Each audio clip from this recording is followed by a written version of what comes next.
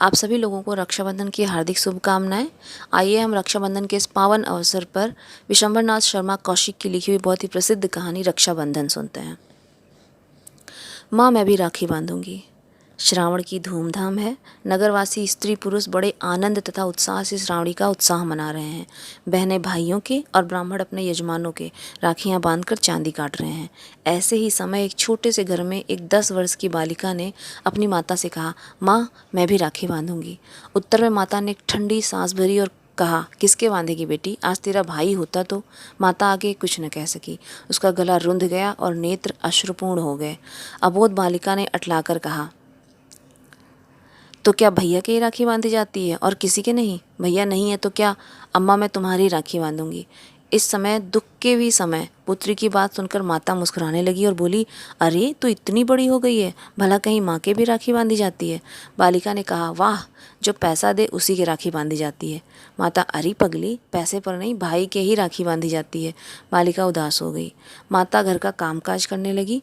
घर का काम शेष करके उसने पुत्री से कहा, आ तुझे नहला दूँ। बालिका मुख गंभीर करके बोली, मैं नहीं नहाऊंगी। माता, क्यों नहीं नहावेगी? क्यों नहीं? मुझे किसी की राखी बांधनी है। अरे राखी नहीं बांधनी तो क्या नहाएगी भी नहीं? आज त्योहार का दिन है, चल उठ नहा।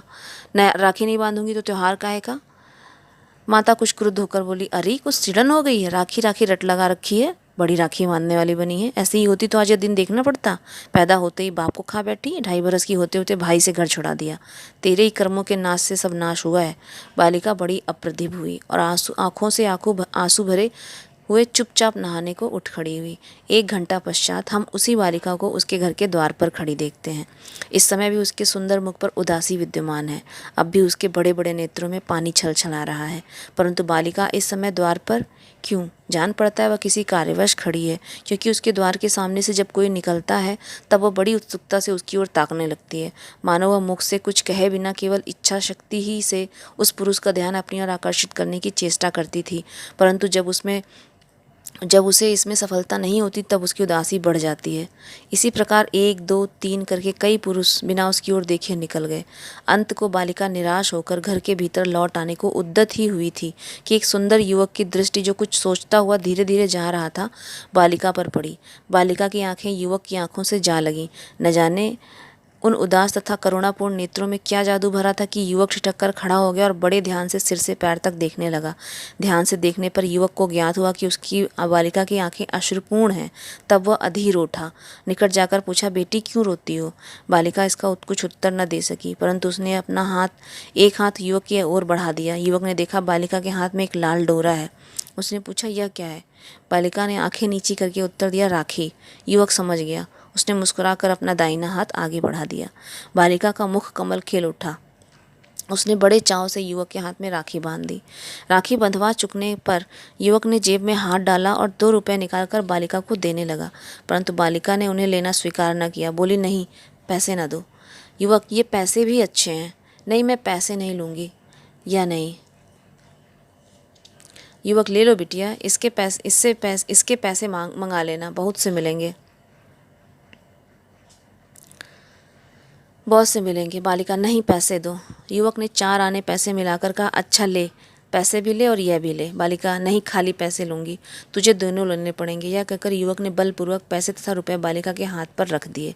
इतने में घर के भीतर से किसी ने पुकारा, अरे सरस्वती, कहाँ चली गई?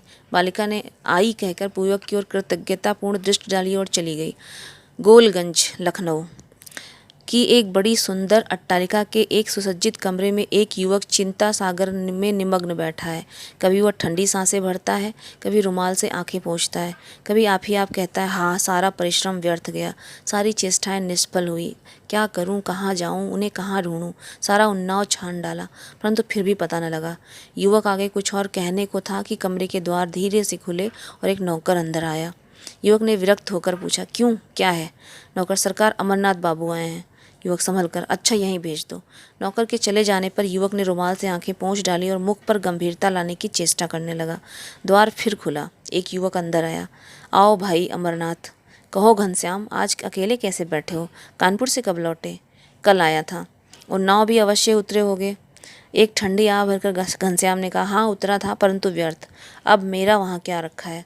अमरनाथ, परंतु करो क्या? हृदय नहीं मानता। क्यों? और सच पूछो तो बात ही ऐसी है। यदि मैं तुम्हारे स्थान पर होता तो मैं भी ऐसा ही करता। घनश्याम, क्या कहूँ मित्र, मैं तो हार गया। तुम तो जानते ही हो कि मुझे लखनऊ आकर रहे 1 वर्ष हो गया। जब से यहाँ आया हूँ उन्हें ढूंढने में कुछ कसर उठा नहीं रखी, परंतु सब व्यर्थ। अमरनाथ, उन्होंने उन्नाव न जाने क्यों छोड़ दिया और कब छोड़ा इसका भी कोई पता नहीं चलता। घनश्याम, इसका पता तो चल गया ना कि वे लोग मेरे चले जाने के 1 वर्ष पश्चात उन्नाव से चले गए, परंतु कहाँ गए ये नहीं मालूम। अमरनाथ, यह किससे मालूम हुआ? घनश्याम, उसी मकान वाले से जिसके मकान में हम लोग रहते थे। अमर, हा शोक। घनश्याम, कुछ नहीं, यह सब मेरे ही कर्मों का फल है। यदि मैं उन्हें छोड़कर न जाता, यदि गया था तो उनकी खोज खबर लेता रहता, परंतु मैं तो दक्षिण जाकर रुपया कमाने में इतना व्यस्त रहा कि कभी याद ही नहीं आई, और जो आई तो भी क्षण मात्र के लिए। उफ, कोई भी अपने घर को भूल जाता है, मैं ही ऐसा अधम। अमरनाथ बीच में बात काटकर, अजी नहीं, सब समय की बात है। मैं दक्षिण न जाता ना तो ही अच्छा था, घनश्याम ने कहा। अमरनाथ, तुम्हारा दक्षिण जाना तो व्यर्थ नहीं हुआ। यदि न जाते तो इतना धन। घनश्याम, अजी चूल्हे में जाए धन, ऐसा धन किस काम का? मेरे हृदय में सुख शांति नहीं तो धर्म किस मर्ज की दवा है? अमरनाथ, ये हाथ में लाल डोरा क्यों बांधा है? घनश्याम, इसकी तो बात ही भूल गया, यह राखी है। अमरनाथ, भाई वाह, अच्छी राखी है। लाल डोरे को राखी बताते हो? यह किसने बांधी है? किसी बड़े कंजूस ब्राह्मण ने बांधी होगी। दुष्ट ने 1 पैसा तक खर्चना पाप समझा, डोरे से ही काम निकाला। घनश्याम, संसार में यदि कोई बढ़िया से बढ़िया राखी बन सकती है तो मुझे उससे भी कहीं अधिक प्यारा यह लाल डोरा है। यह कहकर घनश्याम ने उसे खोलकर बड़े यत्नपूर्वक अपने बक्स में भर रख लिया। अमरनाथ, भाई तुम भी विचित्र मनुष्य हो, आखिर यह डोरा बांधा किसने है? घनश्याम, एक बालिका ने। पाठक समझ गए होंगे घनश्याम कौन है। अमरनाथ, बालिका ने कैसे बांधा और कहाँ? घनश्याम, कानपुर में। घनश्याम ने सारी घटना कह सुनाई। अमरनाथ, यदि यह बात है तो सत्य यह डोरा अमूल्य है। घनश्याम, न जाने क्यों उस बालिका का ध्यान मेरे मन से नहीं उतरता। अमरनाथ, उसकी सरलता तथा प्रेम ने तुम्हारे हृदय पर प्रभाव डाला है। भला उसका नाम क्या है? नाम तो मुझे नहीं मालूम, भीतर से किसी ने उसका नाम लेकर पुकारा था, परंतु मैं सुन नहीं सका। अच्छा खैर, अब तुमने क्या करना विचारा है? धैर्य भरकर चुपचाप बैठने के अतिरिक्त मैं और कर ही क्या सकता हूँ? मुझसे जो हो सका मैं कर चुका। अमरनाथ ने कहा, हाँ यह भी ठीक है, ईश्वर पर छोड़ दो, देखो क्या होता है। तीसरा भाग। पूर्वोक्त घटना हुए 5 वर्ष व्यतीत हो गए। घनश्याम दास पिछली बातें प्रायः भूल गए हैं, परंतु उस बालिका की याद कभी कभी आ जाती है। उसे देखने वे एक बार कानपुर गए भी थे, परंतु उसका पता न चला। उस घर में पूछने पर ज्ञात हुआ कि वह वहाँ से अपनी माता सहित बहुत दिन हुए न जाने कहाँ चली गई। इसके पश्चात जो जो समय बीतता गया उसका ध्यान भी कम होता गया, पर अब भी जब वे अपना बक्स खोलते हैं तब कोई वस्तु देखकर चौंक पड़ते हैं, और साथ ही कोई पुराना दृश्य भी आंखों के सामने आ जाता है। घनश्याम अभी भी अविवाहित हैं। पहले तो उन्होंने निश्चय कर लिया था कि विवाह करेंगे ही नहीं, पर मित्रों के कहने पर स्वयं के अपने अनुभव ने उनका यह विचार बदल दिया। अब वे विवाह करने को तैयार हैं, पर अभी तक कोई कन्या उनकी रुचि के अनुसार नहीं मिली।